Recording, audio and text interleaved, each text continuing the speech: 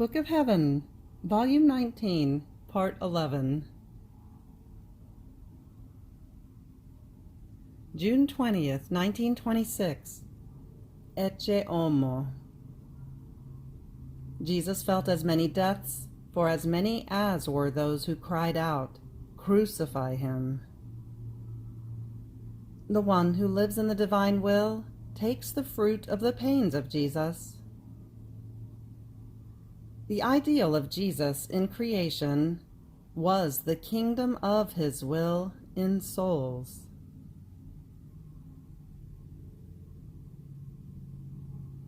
After going through most bitter days because of the privation of my sweet Jesus, I felt I could take no more.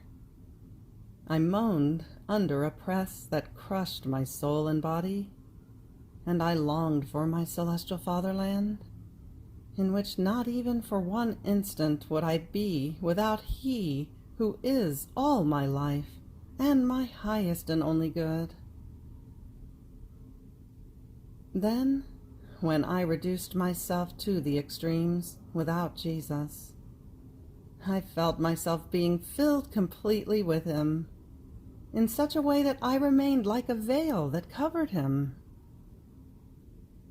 And since I was thinking about the pains of his passion and accompanying him, especially in the act in which Pilate showed him to the people, saying, "Ecce homo," my sweet Jesus told me, "My daughter, as Pilate said, Ecce homo," all cried out, "Crucify him!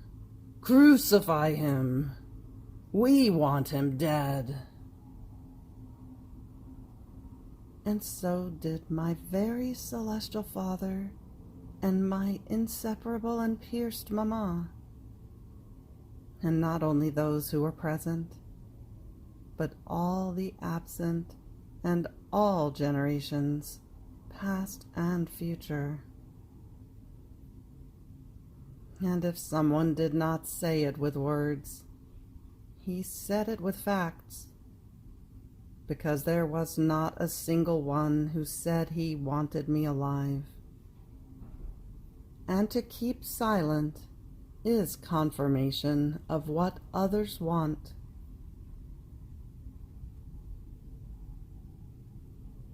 This cry of death from all was so very painful for me.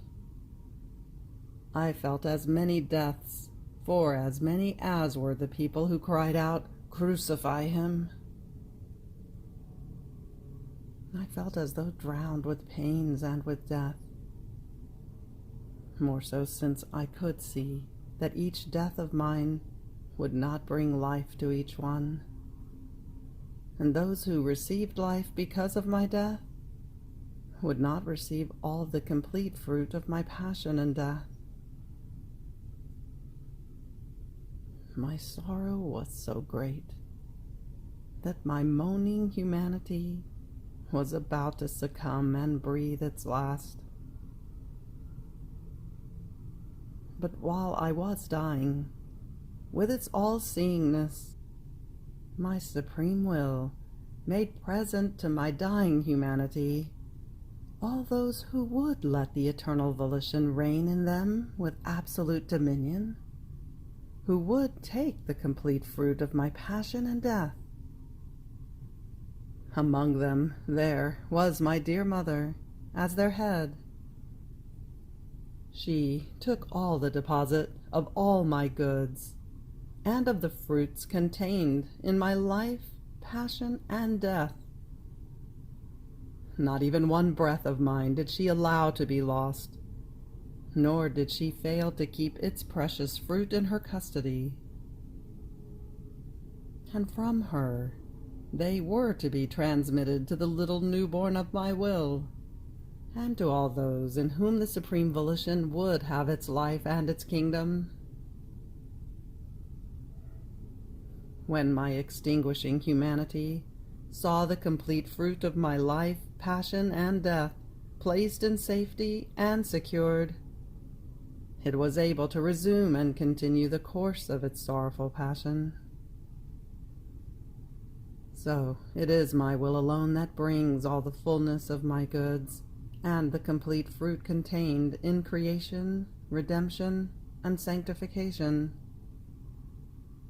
Wherever it reigns, our works are all full of life. Nothing is halved or incomplete. While where it does not reign, even if some virtues were present, everything is misery, everything incomplete, and if they produce any fruit at all, it is unripe and without maturity. And if they take the fruits of my redemption, they take them with measure and without abundance. Therefore they grow as weak, sick, and feverish. And if they do a little bit of good, they do it strained, and they feel crushed under the weight of that bit of good that they do. On the other hand, my will empties the human will, and in that void it places the divine strength and the life of good. Therefore the one who lets it reign within herself does good without strain, and the life she contains leads her to operate good with an irresistible strength. So my humanity found life in my passion and death, and in those in whom my will would reign. Therefore creation and redemption shall always be incomplete until my will has its kingdom in souls. After this, I was doing my usual acts in the Supreme Volition, and my sweet Jesus, coming out from within my interior, followed everything I did with his gaze. And since he saw that all my acts identified with his, and by virtue of the Supreme Will, they followed the same course as his acts, and repeated the same good and the same glory for our Celestial Father. Taken by emphasis of love, he clasped me to his heart and told me, "My daughter, even though you are little and newly born in my will, and you live in the kingdom of my will, your littleness is my triumph. And when I see you operate in it, I find myself in the kingdom of my will, like a king who has fought a long war." Since his ideal was victory, in seeing himself victorious, he feels cheered of the bloody battle, from the hardships suffered, and from the wounds still impressed on his person. And his triumph is formed as he sees himself surrounded by the conquests he has made. The king wants to look at everything. His gaze wants to delight in the kingdom conquered, and triumphant, he smiles and makes feast. So I am. My ideal in creation was the kingdom of my will in the soul of the creature. My primary purpose was to make of man the image of the divine Trinity by virtue of the fulfillment of my will upon him. But as man withdrew from it, I lost my kingdom in him, and for as long as 6,000 years I had to sustain a long battle. But long as it has been, I have not dismissed my ideal and my primary purpose, nor shall I dismiss it. And if I came in redemption, I came to realize my ideal and my primary purpose. That is, the kingdom of my will in souls. This is so true that in order to come, I formed my first kingdom of the Supreme Volition in the heart of my immaculate Mamma. Outside of my kingdom, I would never have come upon earth.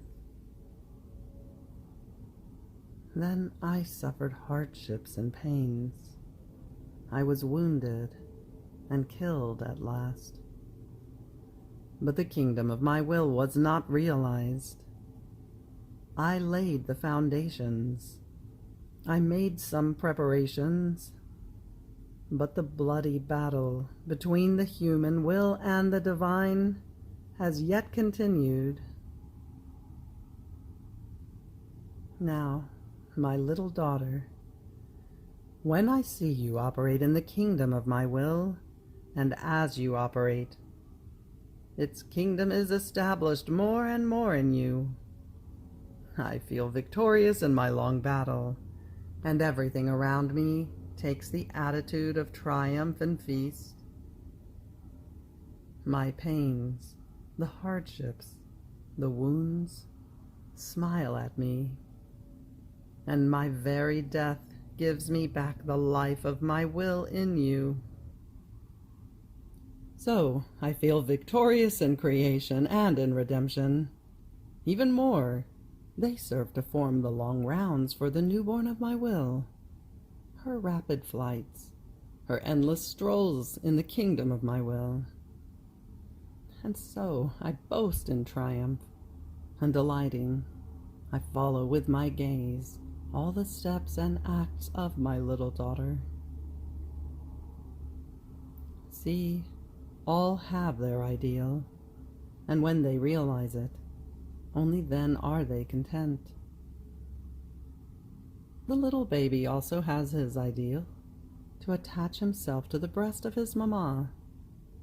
And while he cries and sobs, as soon as his mamma opens her lap to him, the baby stops crying, takes on a smile, and flinging himself, he attaches himself to the breast of his mamma, and victorious, he suckles and suckles until he is full. And while he suckles, triumphant, he takes his sweet sleep. So I am, after long crying, when I see the lap of a soul who opens the doors to me, to give place to the kingdom of my will, my tears stop, and flinging myself onto her lap, I attach myself to her, and suckling her love and the fruits of the kingdom of my will, I take my sweet sleep, and I rest victorious. Even the tiny little bird, its ideal is the seed, and when it sees it, it beats its wings, it runs, hurls itself over the seed. Victorious, it grabs it with its beak, and triumphant, it continues its flight. So I am. I fly and fly. I make my round, and make my round, to form the kingdom of my will in the soul, that she may form for me the seed to nourish me, because I use no other food but that which is formed in my kingdom. And when I see this celestial seed, more than little bird, I fly to make of it my food. So for each, everything is in realizing the ideal one has set for himself. This is why, when I see you operate in the kingdom of my will, I see my ideal realized, and I feel repaid for the work of creation and redemption, and the triumph of my will established in you.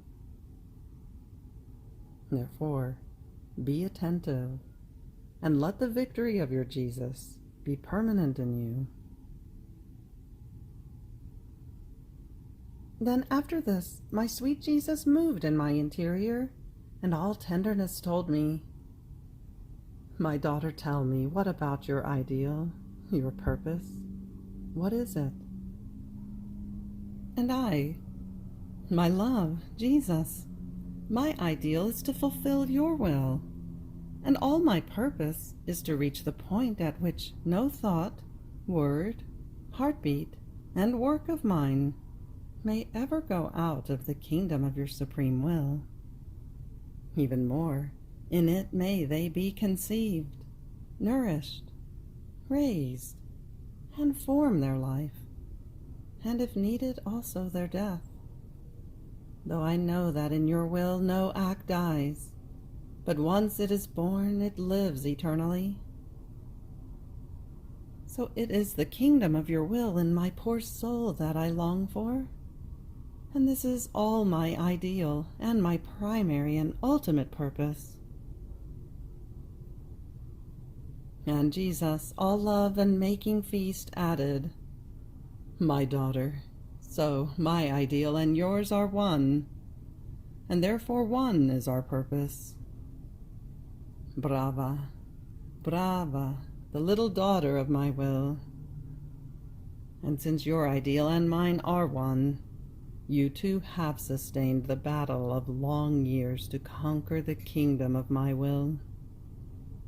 You had to endure pains, privations, and have been even a prisoner in your little room, bound to your little bed, to conquer that kingdom so much wanted and longed for by me and by you. It cost much to both of us, and now we are both triumphant and conquerors. So you too are the little queen in the kingdom of my will, and even though little, you are always queen, because you are the daughter of the great king, of our celestial Father. Therefore, as conqueror of a kingdom so great, take possession of all creation, of all redemption, and of all heaven. Everything is yours, because your rights of possession extend wherever my will reigns as whole and permanent. All are waiting for you to give you the honors that befit your victory. You too are the little baby who has so much cried and longed for her Jesus. But as soon as you have seen me, your tears have stopped, and flinging yourself onto my lap, you have attached yourself to my breast, and victorious, you have suckled my will and my love.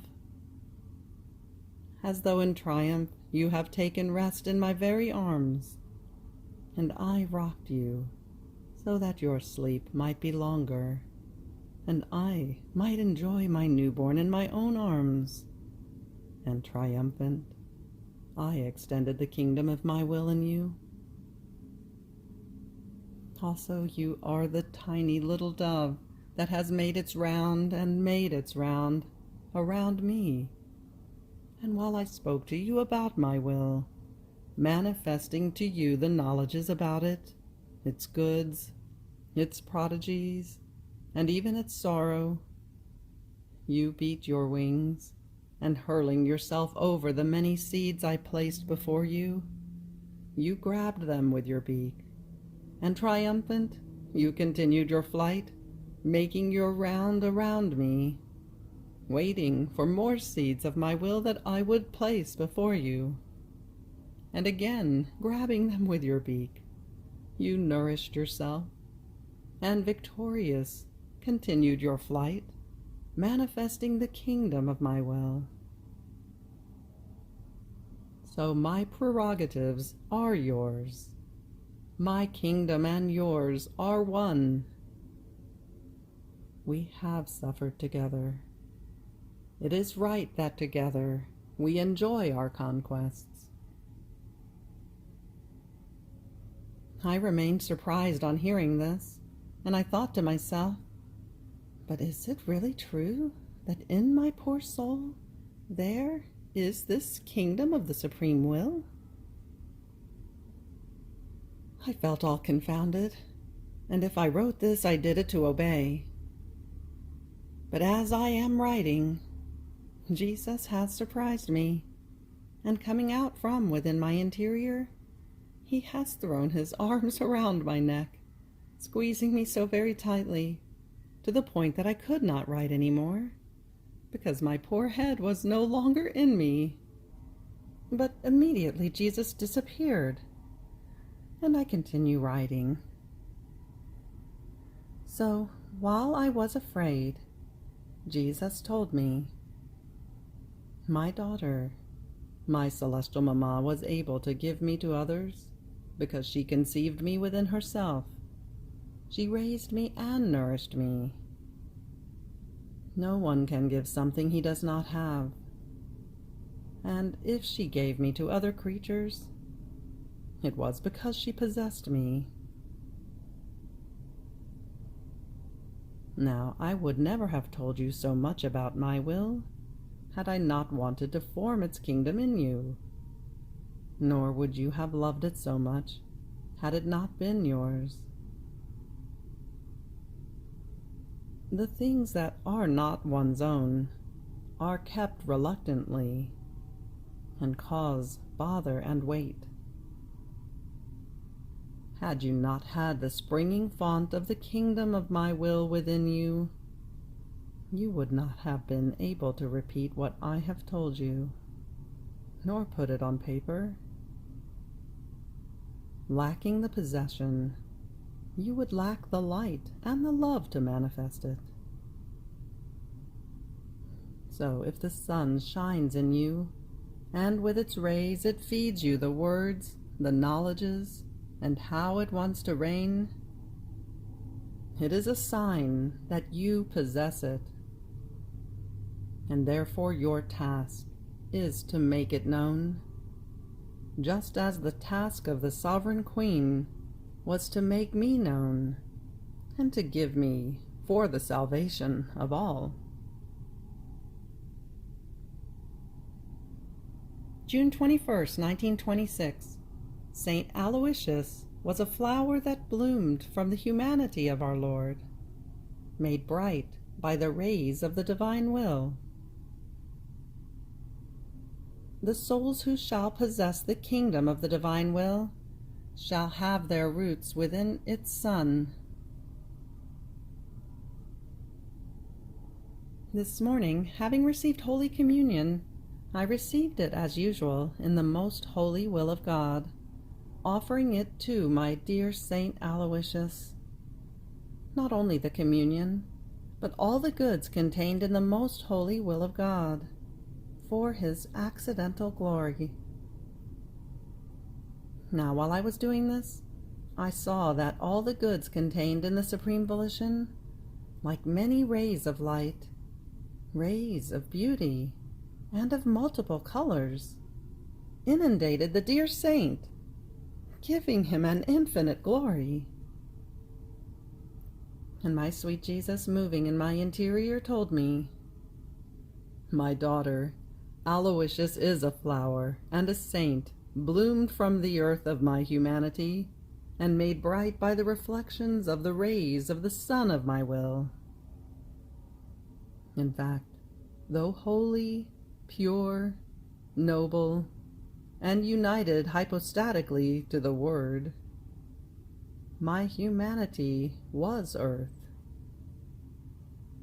And Aloysius, more than flower, bloomed from my humanity, pure, holy, noble, possessing the root of pure love, in such a way that in each petal of his flower one can see written love. But what renders him more beautiful and brilliant are the rays of my will, to which he was always submitted. Rays that gave such development to this flower as to render it unique on earth and in heaven. Now, my daughter, if Aloysius is so beautiful because he bloomed from my humanity, what shall be of you and of all those who shall possess the kingdom of my will? These flowers shall not bloom from my humanity, but shall have their roots within the sun of my will. In it is formed the flower of their life. They grow and bloom in the very sun of my volition, that, jealous of these flowers, shall keep them eclipsed within its own light. In each petal of these flowers one shall see, written, all the specialties of the divine qualities. They shall be the enchantment of all heaven, and all shall recognize in them the complete work of their Creator. And while he was saying this, my sweet Jesus opened his breast and showed inside of it an immense sun, in which he was to plant all these flowers. And his love and jealousy toward them was so great that he would not let them bloom outside of his humanity, but inside himself. June 26, 1926. The one who possesses the kingdom of the divine will operates in a universal way, and shall possess universal glory. Universal requital to the Sovereign Queen.